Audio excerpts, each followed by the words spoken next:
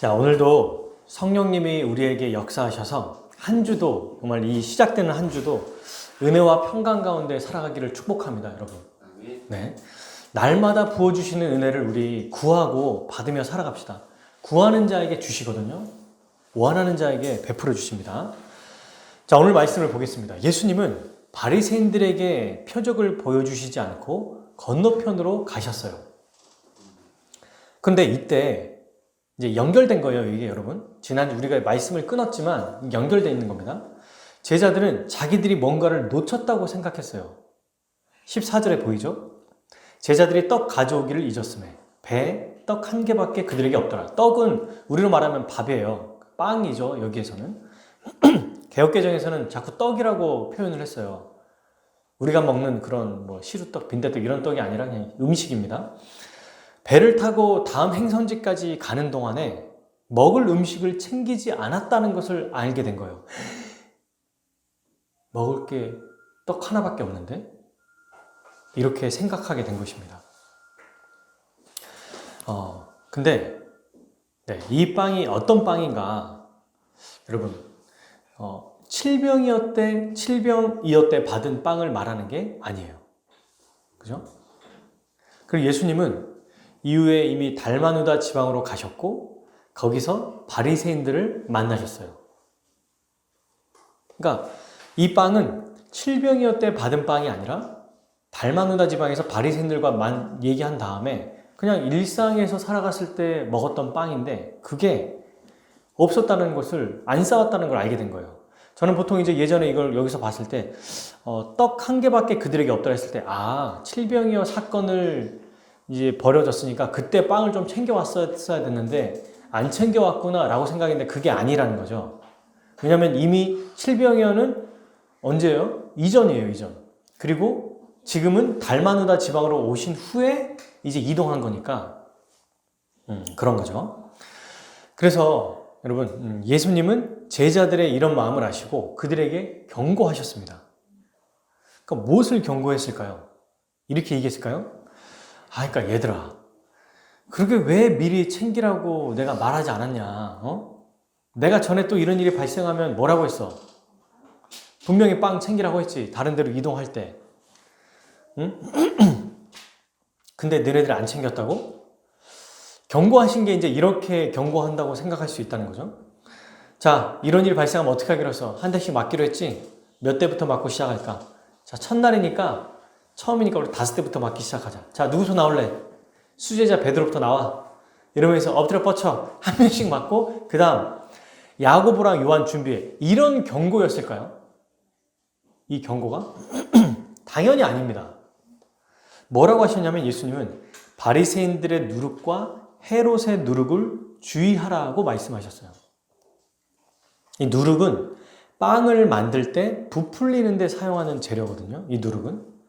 그렇다면 바리새인들의 빵과 헤롯의 빵을 주의하라. 이게 무슨 말일까요? 15절 있죠. 예수께서 경고하여 이르시되 삼가 바리새인들의 누룩과 헤롯의 누룩을 주의하라 하시니.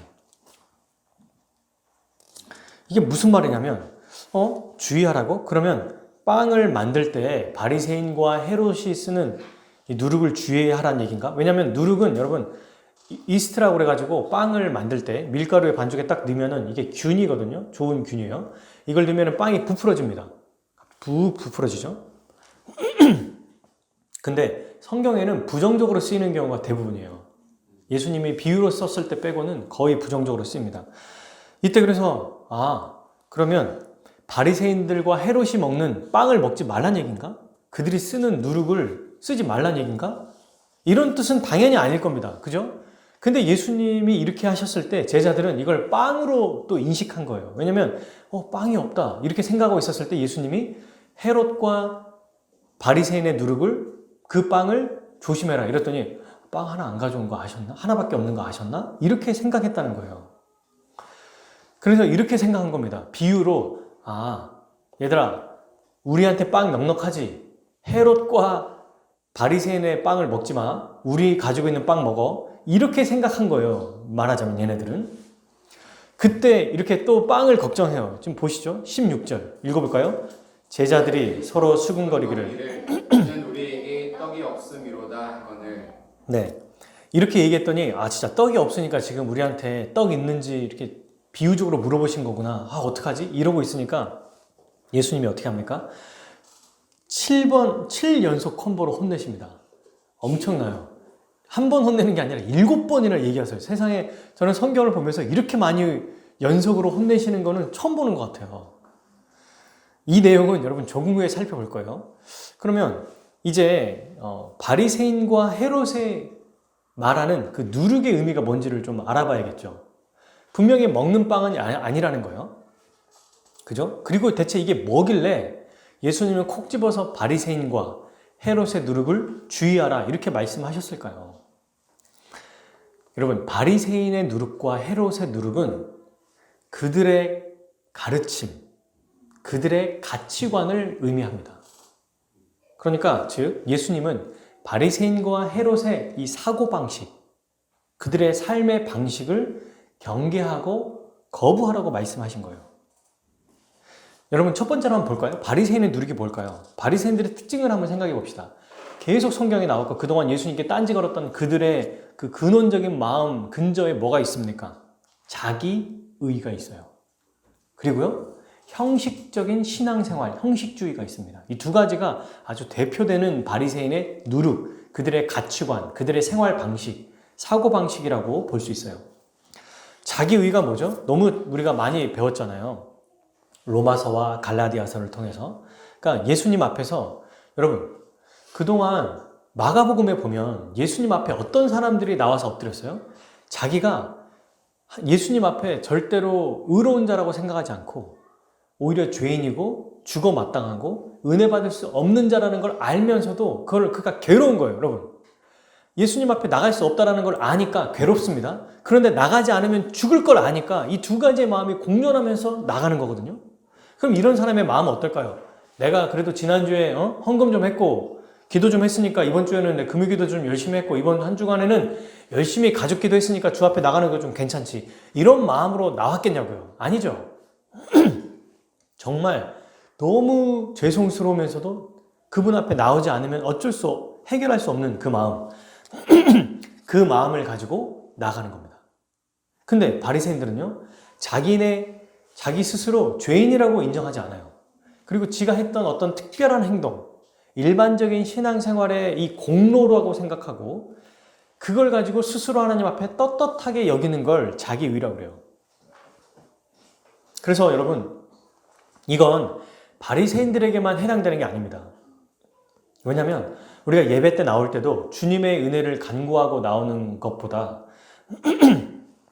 내가 어떤 헌금, 기도생활, 신앙생활 이런 것들을 다른 사람보다 좀 더 낫게 했다고 생각하기에 하나님이 은혜를 주시는 게 당연하다라고 하는 그 생각들이 자기의라는 거예요.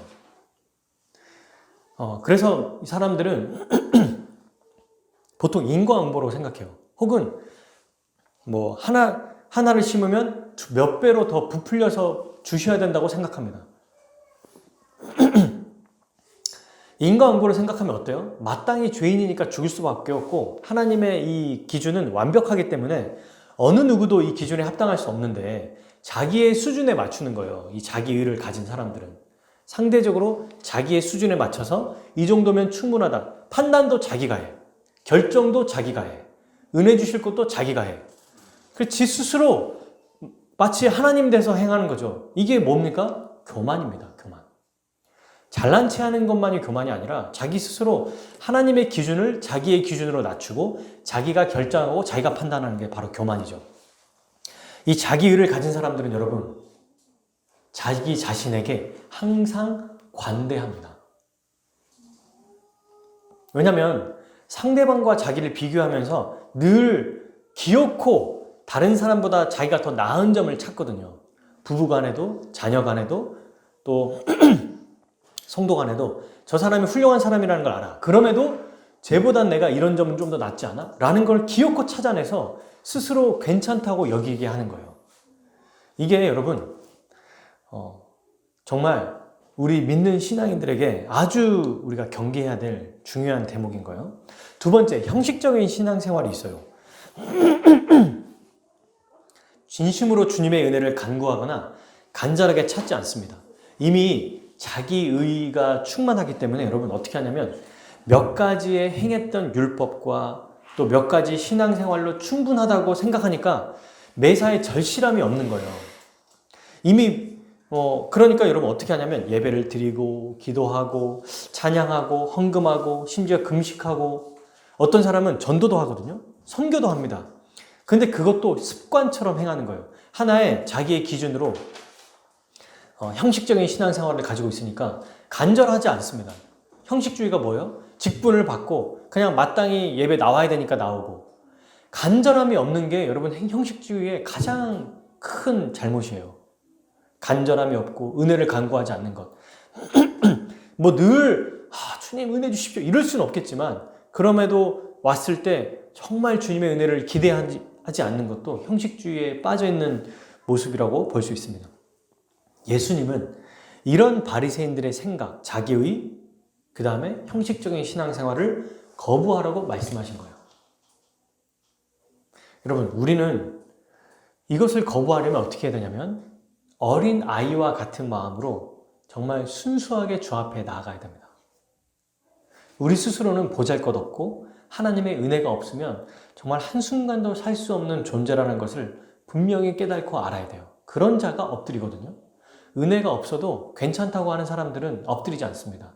부자 청년이 그랬죠. 근데 심령이 가난한 자, 몸이 아픈 사람들, 마음이 정말 아픈 사람들, 더 이상 뭔가 내 힘으로 이것을 이겨낼 수 없다고 여기는 사람들은 철저하게 주 앞에 엎드려요. 그래서 우리가 힘들고 어려운 일을 겪을 때 어쩌면 이것은 우리에게 하나님이 은혜를 주시는 겁니다. 더 엎드리게 하는 거거든요. 더 주님의 은혜를 경험하게 하는 것입니다. 그러니 여러분 우리가 의지하는 은혜는 우리 내부에 있는 것이 아니라 우리의 외부로부터 주어지는 인자와 자비와 긍휼이 풍성하시는 하나님 아버지가 주시는 그 은혜를 간구하는 것. 이런 마음으로 나가는 게 바로 어린아이와 같은 마음으로 나가는 것입니다. 자, 그러면 헤롯의 누룩은 뭘까요? 여러분 그동안 우리가 헤롯을 봤을 때 딱 한 군데 나왔거든요. 아니죠. 뭐 앞에 헤롯 대왕도 나왔고 그 어린아이를 다 죽여라. 예수님 시대 때 다 죽이라고 했죠. 왕이 새로 태어난다고 하니까. 그게 뭐예요? 자기의 신분의 위협을 어기니까 죽인 거고, 그리고 우리가 최근에 봤던 헤롯 안디바, 그 헤롯 대왕의 아들 안디바가 행했던 행위를 우리는 알고 있습니다. 뭘 했습니까? 잔치를 벌이고 귀족과 왕족들을 다 초대한 다음에 흥청망청 하다가 그 유흥거리로 하나님의 선지자 세례 요한의 목을 베버렸죠. 그러니까 지금 헤롯 안디바는 어떤 사상과 가치관을 가지고 있냐면, 헤롯 대왕이 어땠습니까, 여러분? 헤롯 대왕은 하나님을 두려워했어요. 안 믿는 게 아니었습니다. 무시하지 않았어요. 세례 요한이 얘기했을 때 그 말을 듣고 고민하고 근심했습니다. 두려워했다는 거예요. 성경에 나오죠. 그런데 자기의 돈과 명예를 지키기 위해서 결국 세례 요한을 죽인 거 아닙니까? 그러니 헤롯의 누룩은 뭘 얘기하는 거냐면 이 세상의 가치관, 세속주의라고 하죠. 교회 안에, 신앙 안에서 이 세상의 가치관이 더 들어와서 그것에 마음을 두는 것을 얘기해요. 오늘날로 쉽게 얘기하면 뭡니까? 만몬신을 섬기는 것을 얘기하는 겁니다. 그러니까 안 믿는 사람이 아니에요. 헤롯의 누룩은 예수님을 믿고 신앙생활을 합니다. 그런데 또 한쪽은 만몬신을 섬기고 있는 거예요. 만몬신이 뭐예요? 그냥 직역하면 돈신이에요. 돈신. 예수님은 너희의 마음속에, 마음에 있는 곳에 보물이 있다고 얘기하셨거든요. 보물이 있는 곳에 마음이 있다고 하셨거든요. 그러니 아무리 여러분 우리가 하나님을 예배하고 섬기고 여기에 속으면 안 돼요. 직분이 있고 또 몇 대째 누구의 자녀고 그 사람이 목회자를 할지라도 이 예배하고 섬기고 그동안 수많은 그 신앙의 연차 이런 것이나 아니면 그 사람의 어떤 그 마음의 진정성 이런 거 보고 그런 것들이 나올다 할지라도 돈의 신을 섬기면 헤롯의 누룩을 그대로 받아들이고 있다는 것을 우리는 알고 있어야 됩니다. 이게 진짜 너무 중요한 얘기거든요. 양다리를 걸치면 이도저도 안 돼요. 먹고 사는 게 중요합니다. 그래서 일용할 양식을 구하라고 했어요. 근데 그것도 돈이 우리를 구해주는 게 아니라 우리 주 예수 그리스도가 그 하나님의 아버지의 사랑이 우리를 구해 주시거든요. 근데 돈신을 섬기는 사람은 돈이 자기를 지켜주고 자기의 생명을 유지한다고 생각합니다. 그래서 돈을 더 벌어야 된다고 생각하는 거예요. 그리고 또 여러분, 돈이 없는 자만 이런 게 아니에요. 돈이 충분히 있음에도 이 돈을 더 불리고 부풀리고 또 뭔가 더 키우려고 혈안이 되어 있다면 이 또한 돈의 신을 섬기는 거예요. 만약에 이런 목사가 있다면 교인들도 그대로 따라갑니다. 제가 제자 오카눔이라는 영화, 다큐멘터리 같은 영화가 있거든요. 그 영화를 한 3번 본 것 같아요. 오카눔 목사님. 이 일대기에 나온 영화를. 거기에서 목사님이 했던 그 설교 중에 목사가 돈을 좋아하는데 성도들이 돈을 좋아하지 않겠습니까? 그 정말 절규하는 목소리가 지금도 귀에 쟁쟁해요. 목회자가 이 세상을 좋아하는데 성도들이 이 세상을 안 좋아하겠냐고. 목사가 하는 그대로 따라간다는 겁니다. 이 목회자가 어디에 관심이 있느냐에 따라 성도들이 그대로 닮아간다는 거예요. 여러분, 이것은 목회자의 문제가 아닙니다. 가족 중에도 신앙이 좋다고 하는 아버지, 어머니, 혹은 직분이 있는 할아버지, 할머니일지라도 돈에서 회심하지 않았다면 그 자녀 또한 회심하기가 어려워요. 왜? 보고 배우는 게 결국 그거거든요. 자녀들은 부모님이 열심히 신앙생활하며 살을지라도 엄마 아빠가 무엇이 중요하게 여기는지를 아주 기가 막히게 알아요. 그래서 이런 겁니다. 아, 우리 엄마 아빠는 열심히 신앙생활 하지만 그래도 돈이 더 중요하게 생각해. 그래도 돈 버는 게 더 중요하다고 여겨. 그래도 돈을 더 뭔가 재산을 키우고 하는데 더 중요하다고 여겨. 아니, 지금 우리가 먹고 사는 게 하나님의 은혜이긴 하지만 그래도 돈이 있어야 돼 라고 말하는 것. 이걸 말하진 않아요. 돈이 중요해 얘들아, 이런 얘기를 대놓고는 안 하더라도 그의 삶의 패턴과 방향을 보면 아이들도 그대로 닮아간다는 겁니다. 그러므로 여러분, 이 헤롯의 누룩은 이 세상의 가치관을 그대로 따르며 사는 것을 얘기한다고 했어요. 근데 이 사람은 안 믿는 사람이 아니라 믿는 사람이다. 그래서 자신을 위해서 다 이것도 사고 저것도 사고 저축도 하고 투자도 해요. 그러니까 돈이 좀 있는 집이야, 이 사람은. 혹은 좀 괜찮아. 근데 다른 사람을 위해서 뭔가를 안 해. 보면은 주로 늘 자기만을 위해, 자기 가족만을 위해, 자기가 원하는 것만을 사용하고 실제로 다른 곳은 안 써. 이러면 신앙이 좋다고 할지라도 역시 돈의 신에서 벗어나지 못했다는 것, 헤롯의 누룩을 경계하지 못했다는 것을 깨달아야 된다는 거예요. 여러분, 근데 왜 예수님은 하필 이 2가지를 딱 꼬집어서 얘기했을까요? 자기의, 그 다음에 세상의 가치관을 따라가는 것. 이 2가지가 여러분, 우리 신자의 신앙생활을 가장 위협하는 것이기 때문입니다. 여기에 빠지면 신자는 바르게 신앙생활을 할 수가 없어요. 더 나아가서 믿음까지 잃어버릴 수도 있습니다. 보세요. 바리새인과 같은 자들은 어떤 자들이에요? 신앙에 열심히 있는 사람들. 몰라요, 그러니까. 너무너무 열심히 하기 때문에 이 사람들은 사실 돈도 섬기지 않아. 그러니까 어떤 모습으로 나올 수 있냐면 교회에 가난한 사람들을 막 열심히 돕고 정말 돈도 많이 쓰고 선교도 많이 하고 막 재산의 말을 떼어서 줄 수도 있어요. 근데 마음에 어떤 마음이다? 자기 열심으로 자기의 의로움이 뭔가 좀 더 드러나기를 바라고 내가 좀 더 괜찮지 않나라고 생각하며 살아가는 거, 이게 보이지 않습니다. 지금 이런 부류가 있고요. 또 하나는요, 겉으로 봤을 때는 착하고 성실하게 그냥 누가 봤을 때도 평범하게 살아가는 사람인데 이미 그의 머릿속과 마음 전체를 지배하는 것은 돈에 매여 있는 거예요. 있고 없고를 떠나서. 그래서 교회 안에 들어올 때 뭔가 교회로 살아야 됩니다, 여러분 라고 말할 때, 나의 것을 다른 사람에게 내어줘야 합니다 할 때 확 부담을 느끼죠. 그리고 싫어요. 당연히 싫지. 내 어떤 한 일부를 뜯어내는 거와 똑같으니까. 내가 가장 사랑하고 가장 내가 귀하게 여기는 게 돈인데 그걸 쓰라고 하니까 당연히 싫지 않겠어요? 그러니까 교회를 떠나기도 하고요. 예배를 못 드리겠다고 하기도 하고 나는 이 교회 못 다니겠다. 그러니까 수많은 말들이 있습니다. 결국은 나를 돈을 더 사랑하니까 이 교회나 혹은 당신의 말처럼 예수님 말씀 못 듣겠습니다. 나는 부자 청년 되겠습니다. 그냥 나는 나가겠습니다. 이렇게 생각하게 될 수 있다는 거예요. 이 2가지. 어느 것 하나 여기에 벗어날 수 없기에 우리 주님은 경계하라고 얘기하고 있습니다. 바리새인처럼 자기 의에 빠져서 자뻑하며 살아가는 사람들, 신앙의 열심을 가진 자들, 또는 착하지만 돈이 회심하지 않아서 여전히 그냥 고민하면서, 그러니까 제가 여러분 그 성도들 중에서도 그렇고 목회자들 중에서도 첫 번째도 아주 많지만 바리새인과 같이 헤롯과 같은 이 삶을 살아가는 사람들도 봤거든요. 어떤 삶이냐면 고민을 하는데 고민의 끝을 못 내려요.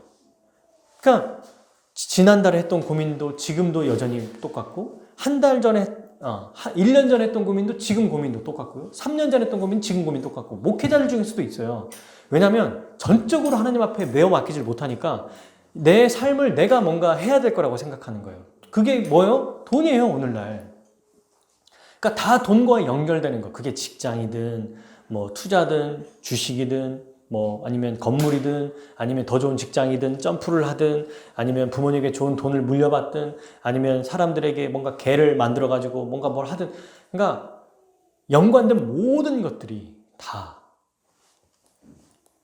결정하지 못한 사람들은 결국에는 이 돈 때문인가 그 근저에 들어가면, 하지만 겉으로 봤을 때는 돈의 문제가 아닌 것처럼 보이나 이 고민이 여전히 계속되고 있는 것을 봅니다. 결정하지 못했다는 거예요. 아직까지 회심이 정말 참된 회심을 했는가를 생각해 봐야 되는 거예요. 왜냐하면 부자 청년도 다 했다고 해서 마지막에 떠났거든요. 그는 예수님 만나기 전까지는요 신앙생활 해왔어요. 그죠? 교회 그 율법을 전했을 때 누구보다도 탁월한 사람이었을 겁니다. 다 지켰다고 했으니까. 근데 진짜 비용 계산해야 되는 딱 그 순간에 왔을 때, 가장 중요한 정말 믿음의 고백을 했을 때 안 한다면 우리 주님이 말하는 것과 같이 정말 회심했는가를 생각해 봐야 된다는 겁니다. 그래서 고민이 계속되는 사람들을 생각해 보면은 잘 우리가 생각해 봐야 돼요. 이게 진짜 맞나? 정말 복음을 알고 있을까? 아니면 정말 결단한 건가? 라고 생각하는 거예요. 왜냐하면 성경에는 결단하고 복음을 헌신한 사람들은 다 버리고 떠나거든요. 이게 90%는 갖고 10%는 버리고 떠나더라, 이런 거 없어요. 5%는 받고 95%만 버리고 떠나더라, 없습니다. 이런 게 다예요. 다, 전부 다. 그게 비용계산 아닙니까? 근데 여러분, 하나님이 택한 자들은 신기하게 어떤 경험을 하냐면, 저도 뭔가를 우리가 붙잡거나 움켜쥐고 있을 때가 있어요, 그의 자녀들은. 근데 주님이 그 자녀를 내버려 두시지 않습니다. 그래서 어떠한 방법이든 신호를 주세요. 기회를 주세요. 뭔가 어려움을 처하게 한다든지, 잘 나가지 못하게 한다든지, 혹은 더 많이 잃어버리게 한다든지, 그래서 자꾸 사인을 주십니다. 저도 이런 경험을 한 적이 있어요. 그래서 이 어려움을 통해서 결국 주의 뜻대로 살아가도록 만들어 주시거든요. 그런데 그때까지 기다릴 게 아니라 알려주실 때 회개하고 돌이켜야죠. 끝까지 회개하지 않고 돌이키지 않으면 결국 우리는 모르지만 버림받은 자라고 말하거든요. 그러니 이렇게 말씀이 들릴 때 회개하고 돌이켜야 된다. 이게 너무너무 중요하다. 다른 게 다 됐는데 이 두 가지가 안 되면 다 여러분 이용해 나가요. 바리새인들도 그렇고 헤롯도 그렇고 교회 나와서 말씀을 듣는 것, 또 신앙생활하는 것을 자기의 뜻을 이루기 위해 이용해 갑니다. 이용해요. 이게 너무너무 중요한 거예요. 그래서 예수님이 이 두 가지를 주의하라고 말씀하신 겁니다. 자, 예수님은 이렇게 제자들을 꾸짖으셨죠. 그러면서 우리에게 중요한 걸 알려주셨네요. 7연속 콤보로 혼내신 내용을 한번 살펴보겠습니다. 자, 17절 후반절을 보실게요. 읽어볼까요? 예수께서 하시고 이르시되 너희가 어찌 떡이 없으므로 수근거리느냐. 첫 번째, 아직도 알지 못하느냐. 두 번째, 깨닫지 못하느냐. 세 번째, 너희 마음이 이상하냐. 네 번째, 너희가 가만히 있어도 듣지 못하느냐. 다섯 번째, 있어도 듣지 못하느냐. 여섯 번째, 기억하지 못하느냐. 그러면서 이제 예를 또 들어주죠. 내가 떡 5개를 5,000명에게 떼어줄 때 조각 몇 바구니를 거두었더냐. 이르되 12이니이다. 또 7개를 4,000명에게 떼어줄 때 조각 몇 광주리를 거두었더냐. 이르시되 7이니이다. 이르시되 마지막 7번째 또 쐐기밖에 혼내기예요. 아직도 깨닫지 못하느냐 하시니라. 아멘. 바리새인과 헤롯의 노릇을 주의해라. 이거 자기위를 버리고 세상의 가치관을 따르지 마라. 이 얘기를 하시면서 아직도 깨닫지 못하냐? 왜 이렇게 둔하냐? 왜 마음이 이렇게 굳어져 있냐? 봐도 보질 못하냐? 귀가 있어 듣지 못하냐? 그러면서 막 이렇게 연속으로 혼내시는데 여기서 너무 이 장면이 너무 저는 웃긴 거예요. 그래서 예수님이 내가 야 5천 명 먹일 때 몇 방울 걷었어요? 12이요. 야 내가 4천 명 7개를 먹였을 때 몇 방울 걷었어? 7이요. 그냥 이렇게 바보, 약간 좀 죄송한, 우리 제자들에게 죄송한 표현인데, 바보같이 멍하게 있고, 떡이 없는데 막 혼나다가 그냥 대답하는 거예요. 12개요. 7개요. 이러고만 있는 것 같아요, 제자들이. 그래서 예수님이 아직도 깨닫지 못하느냐. 그러니까 오늘날로 표현하면, 예수님이 만약 위트가 있고 심하게 표현한다면, 네가 사람이냐? 이런 말 같아요. 제가 이걸 봤을 때. 왜 이렇게 이해를 못해? 네가 사람이야? 네가 사람이냐? 막 하는 걸 정도로 노골적으로 표현하면 그 정도죠. 저는 이걸 보면서도 칠병이어도 오병이어를 그대로 누가 새로운 사건이 맞구나. 그죠? 이 예수님이 이 얘기를 보면서도 알 수 있잖아요. 어떤 사람들은 오병이어 사건을 중복해서 기록했다고 이랬는데 예수님이 아예 여기서 칠병이어 얘기도 하고 오병이어 얘기도 하시잖아요. 그러니까 이것도 맞구나 하면서도 이 두 번이나 경험했음에도 불구하고 봤잖아요. 봤는데도 뭐라 그래요? 못 본다고요. 들었잖아요. 말씀을. 지금까지 계속 말씀을 전했는데 못 들었잖아요. 그리고 불과 얼마 전에 했는 사건도 기억을 못해요. 깨닫지 못해요. 뭘 얘기하는 겁니까? 이 세상의 가치관, 지금 눈에 보이는 것이 이들을 먹이고 살리는 게 아니고 살아계신 하나님 아버지, 그의 아들 예수 그리스도, 그분으로 인하여 살아간다는 것을 말해주고 있거든요. 먹고 있는 떡이 지금 당장 떡이 하나밖에 없어도 주님이 원하시기만 하면 배를 떡으로 만드시면 안 되죠. 물도 그냥 떡으로 만들 수 있어. 없는 것도 있는 것으로 만드시잖아요. 근데 왜 두려워하냐는 거예요. 왜 걱정하냐는 거예요. 주님이 계시면 그걸로 끝인데 뭘 두려워하느냐. 뭐가 필요하냐 대체 주님이 계시는데. 라고 얘기하시는 거죠. 그러면서 우리 주님이 이 혼내시는 내용 중에 아주 중요한 것을 우리는 발견할 수 있습니다.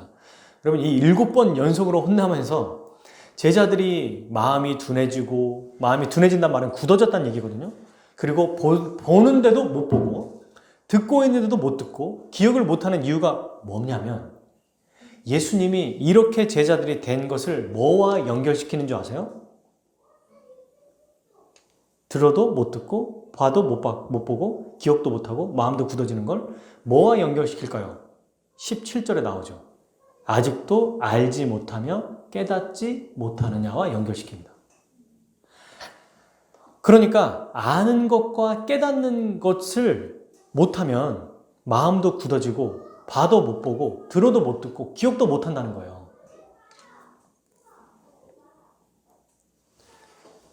이게 너무너무 중요한 겁니다. 이해하는 거, 깨닫는 거. 그래서 여러분, 우리 사람은요, 이해하지 못하면 따라가지를 않아요. 이 논리적으로 설득이 안 되면 이거 좋으니까 무조건 해봐. 안 해요.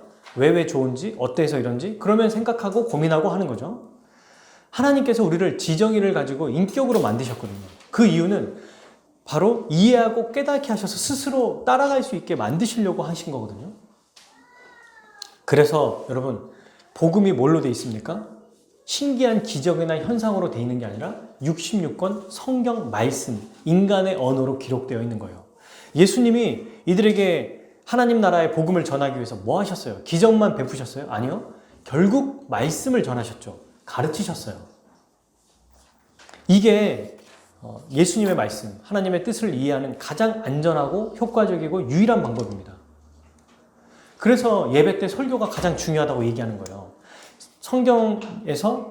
교회에서 성경 공부하는 것이 그렇게 중요하다고 얘기하는 것입니다. 그죠?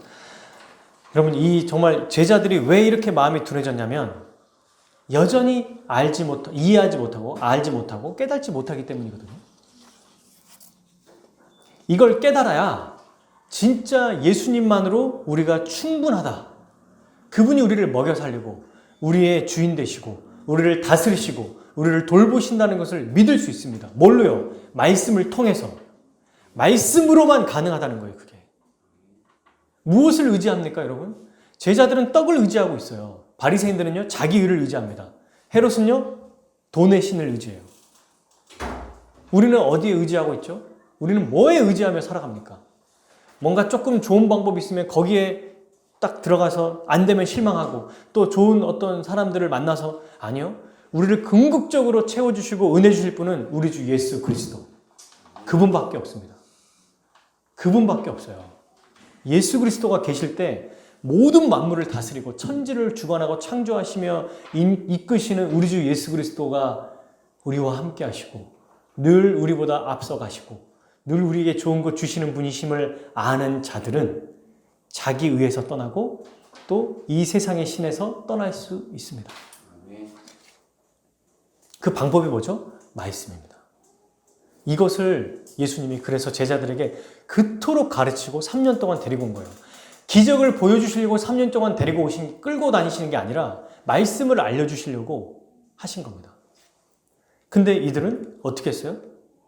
7번이나 꾸짐을 당했어요. 그럼 우리는 가능할까요? 아니, 제자들이 저렇게 함께 있으면서 이렇게나 기적도 보고 수많은 이적도 봤는데 말씀도 들었는데 못했잖아요. 우리는 가능할까요? 우리가 가능하겠습니까? 우리 스스로는 안 되지만 네, 가능합니다.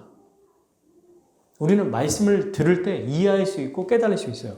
왜 그게 가능하냐면 우리 주 예수 그리스도가 우리의 미련함, 우리의 어리석음을, 우리의 죄를 위해 십자가에 죽으시고 부활 승천하셔서 성령님을 믿는 자에게 2000년 전에 보내주셨기 때문입니다. 지금도 믿는 자에게 역사하시기 때문입니다. 여러분, 복음서가 만약에 저는 이런 생각을 해봤어요. 설교 준비하면서 여기서 이렇게 딱 끝나면 제자들은 얼마나 욕을 먹고 얼마나 참 주님 하나님 나라에서도 얼마나 부끄러울까.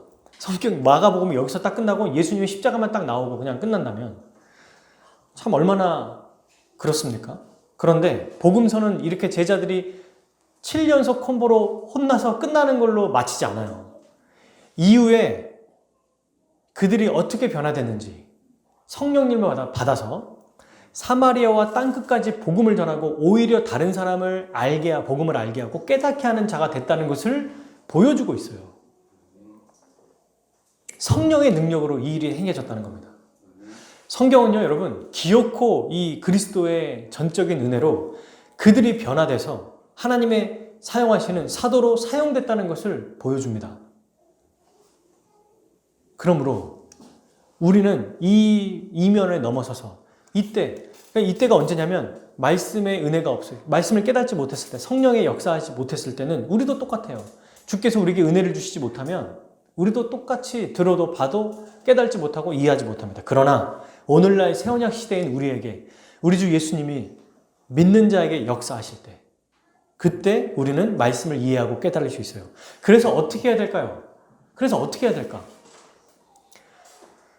씨 뿌리는 비유에서 예수님 말씀하셨어요. 좋은 땅은 30배, 60배, 100배를 맺는다고 했잖아요. 근데 어떤 마음으로? 착하고 좋은 마음으로 말씀을 받아들일 때. 이게 정말 너무너무 중요한 것입니다. 그래서 여러분, 우리 편에서는 말씀을 드릴 때 간절하게 정말 은혜를 받기를 원하는 이 마음을 가지고 주님 앞에 나와야 됩니다.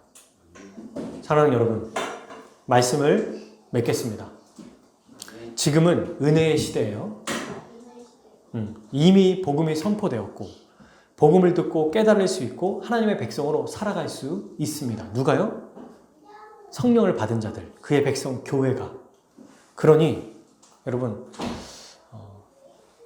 이 세상의 어떤 것보다 예수 그리스도 그분 자체를 의지하고 말씀을 의지하며 살아갑시다. 이게 늘 똑같은 얘기가 복음서에 나와 있지만 사건마다 다르게 이야기해요. 말씀을 이해하고 깨달을 수 있는 일에 가장 큰 노력을 기울이고 애를 써야 됩니다. 이게 가장 중요해요. 이것을 위해서 깨닫는 은혜를 주시도록 기도해야 됩니다. 말씀을 들을 때요, 성령께서 역사해 주시기를 기도해야 됩니다. 주께서 우리를 위로하시고 은혜 주시기를 간구해야 돼요. 그런 마음으로 기도할 때 말씀을 의지하며 살아가는 자로 살아갈 수 있어요. 이런 자는 결국 예수 그리스도로 충만하게 살아가는 것입니다. 이런 자들이 마음이 열리고 눈에 보이는 현실이 아니라 영적인 현실의 이 세계에 눈을 뜨며 살아가요. 당장 눈앞에 어려움, 고난, 어떤 힘듦 이런 게 아니라 그걸 뛰어넘어서 하나님이 주시는 은혜를 갈망하는 거예요. 이것이 신자의 특권이죠. 그리고 또한 이 말씀을 의지하며 살아가면 어떻게 살아갈 수 있는가? 바리새인의 누룩, 자기 의와 헤롯의 누룩, 이 세속주의를 경계하며 살아갈 수 있습니다. 말씀을 의지하는 자가, 그리스도를 의지하는 자가, 이건 평생 우리가 경계해야 될 것들이에요. 우리는 두 가지 다 빠질 수 있습니다. 저도 여기서 자유로울 수 없어요. 당연해요. 죽을 때까지 이 일을 하게 될 겁니다. 그런데 여전히 고민하고 있는 자가 있다면 그 고민이 사실 전혀 신앙과 그러니까 신앙의 문제인데 뭔가 계속 고민하고 있으면 그건 명확해요. 양다리를 걸치고 있다는 거. 그리고 복음을 들어도 뭔가 자기 기준이 있고 자기가 뭔가 말씀 안에 교만한 마음이 있다면 명확해요. 바리새인의 의를 가지고 있는 것 같습니다. 그러므로 여러분, 이 착하고 좋은 마음이 너무 중요합니다. 말씀을 의지할 때 우리 주님이 역사하시기를 간구하고 어린아이와 같은 마음으로 말씀을 의지하며 살아가기를 바랍니다. 마지막 끝으로 이렇게 살아갈 때 날마다 말씀을 우리는 깨닫고 기억해야겠죠? 날마다 알아가야 돼요. 그러니까 성경 연구를 하는 겁니다. 그래서 말씀을 우리가 공부하는 거예요. 그래서 설교 시간이 이렇게 중요한 거예요. 그런데 이뿐 아니라 이렇게 하면서 나만이 아니라 다른 성도들도 말씀을 깨달을 수 있도록 도와줘야 돼요. 하나님은 교회를 우리에게 주셨죠. 함께 말씀을 나누게 하심으로 깨닫게 하시고 이해하게 하십니다. 그리고 기도하게 하심으로 그들의 어리석음을 깨우치고 깨닫게 하시는 거예요. 교회를 주시는 목적은 말씀만 선포하는 게 아니라 너는 너, 나는 나가 아니라 그렇게 힘들고 어려운 자들, 우리 가족 안에도 그런 분들이 있을 수 있잖아요. 우리 주위에도 그런 사람이 있을 수 있잖아요. 그러면 어떻게 하죠? 정죄하고 말할 게 아니라 기도하는 거예요. 그리고 말씀을 들려주고 그리고 때로는 얘기하면서 조언을 해줘야겠죠. 왜? 우리의 하나님은 사람을 통해 역사하시고 사람을 통해 성령께서 역사하십니다. 이 땅에 살아가는 아주 큰 방법이죠. 말씀을 통해서 알게 하시고 오늘 말씀을 들을 때 생각나게 하는 게 있을 거예요. 누군가 생각나든 어떤 게 생각나든 그러면서 내 잘못이 생각이 나든 또는 이 말씀을 하면서 누군가 이게 하나님의 은혜였구나. 이런 게 또 알려주시는 메시지구나 라는 걸 알게 하시고 예배가 끝난 이후에 또 어떤 사람을 통해 역사하시는 이런 것들이 있기에 우리가 우리 성도들을 위해서도 열심히 기도하고 또 그를 위해 조언해주고 그렇게 하면 좋겠습니다. 그때 우리 하나님이 역사하시거든요. 늘 얘기하지만 우리 성도들의 기도를 기뻐하십니다. 성도들의 기도를 들으세요. 우리 개인의 기도 당연히 들으시지만 성도들의 기도. 그래서 보면 너희들이 그 장로들, 특별히 장로는 교회 대표를 얘기하는 거 아닙니까? 교회가 함께 기도할 때 의인의 역사하는 힘에는 간구하는 것은 역사하는 힘이 크다고 얘기하셨거든요.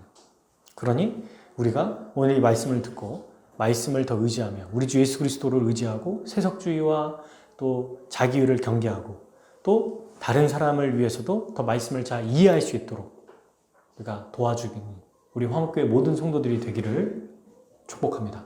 아멘.